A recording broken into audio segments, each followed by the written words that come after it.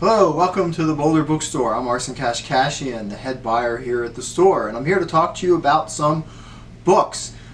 I'm going to talk to you about some books that I normally wouldn't pick up, but these are strange times. These are books that I often buy for our recommended section. They're kind of impulse buys, they're kind of fun or funny books, and people love them. Me personally, I'm more of a literary fiction guy. I read the New Yorker, I read Harper's. Sometimes I get sucked into the news a bit too much.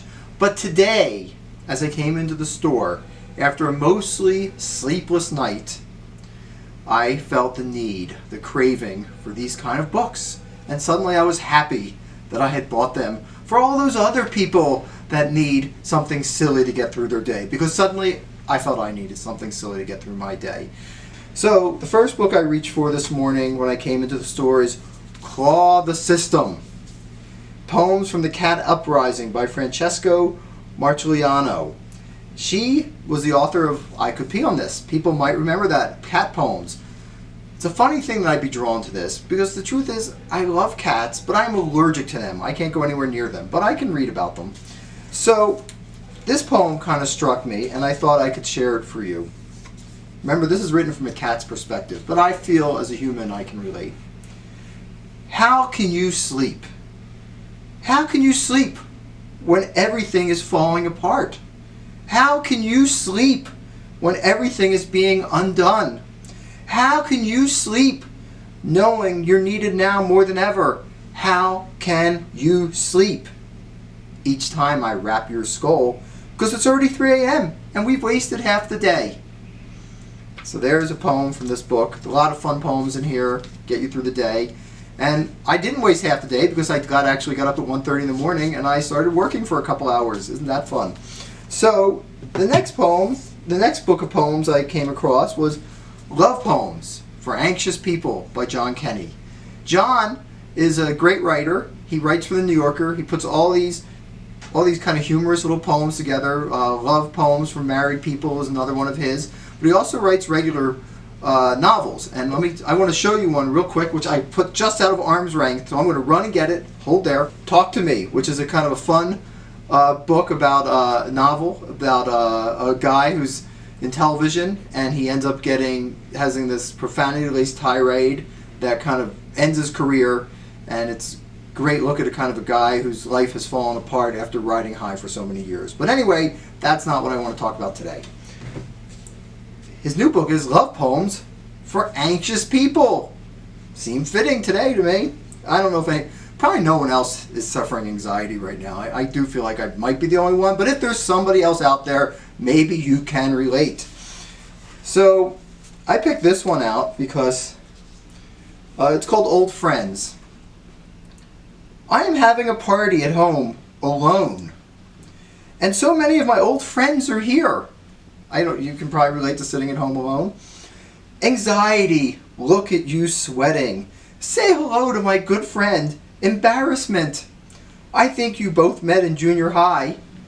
And over here by himself, facing the wall, is my friend Shame. And here, unaware that his fly is down and cream cheese is on his face, is my dear friend, Awkward Moment. And what a treat. Self-loathing just walked in. I haven't seen you since I looked in the mirror this morning. And you brought regret. I wish you hadn't. That was a joke. So anyway, lots of fun poems. Check out also the one about the married couples. That's great. So I decided to give this one a try. There's a whole series of books with the F word in the title. This is one of the more popular ones, Calm the F Down. And I thought, that would be good. I think it would be helpful for me in this state of mind to have something that would help calm me down. Because obviously, as much as I like the poems, they didn't seem to be working. So I came across this passage. This talks about irrational fears.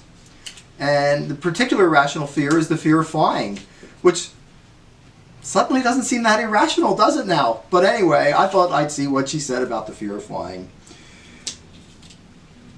That's right. It's a waste of time and energy to worry about it. If you still want to play devil's advocate, I suppose you could also control the situation by never flying anywhere ever. That's actually what my family and I are doing. But then you should stop driving. riding, sailing, walking, or rollerblading anywhere too, because the probability of death goes way up the closer to Earth you travel. This was not calming me down, but I'm sure there's people out there that this will work for. So this is by Sarah Knight, Calm the F Down. At this point I just gave up. I said, you know what, there's no calming down. It's not going to happen, but maybe I can do a diversion. Go back to a happier time when our worries were less immediate and pressing. So I picked up Choose Your Own Apocalypse with Kim Jong-un and Friends by Rob Sears. People might know him because he did the love poetry of Donald Trump. And I thought, let's go back when what we worried about was just, Korea setting off a nuclear bomb, or, Putin in Russia doing something stupid. I don't know, like putting a bounty on American soldiers' heads. Something, that just wouldn't be so terrifying as what we actually are going through now. So this is one of those choose your adventure books. So you start reading and then you pick the next page you go to and the next page you go to. What did I get to? I did not get to some sort of nuclear standoff. I got to a virus that's been unleashed and is going to ruin the world. And I got to this passage and I thought, oh my God, this could happen. Tell me I misheard. And Trump hasn't really ruled out developing a vaccine, you asked the chief epidemiologist. He glances fleetingly to his right, where Donald Trump Jr. is idly polishing a pair of scissors. No way, vaccines would just make us sicker, the chief epidemiologist says loudly. And then when Donald Jr. has moved off down the corridor, continues in a low voice, the last person in my job got canned for trying to make a vaccine. So keep it quiet, okay? This is an anti-vax zone, at least as far as the family are concerned. That seemed to, that didn't help. So finally, I just gave in and went for a book where fruit and vegetables are supposed to make you feel better. Avocado. And so I have a couple last things to read from here. These are all kind of silly puns, which I like. Life is a journey, and only you hold the kiwi. Or how about, in order to succeed, we must first bay leaf that we can. And then there's pictures of a kiwi and a bay leaf. And then as we go here, I like mushrooms, so I like this one. There's so mushroom in my heart for you. And finally, there are so many reasons to be happy.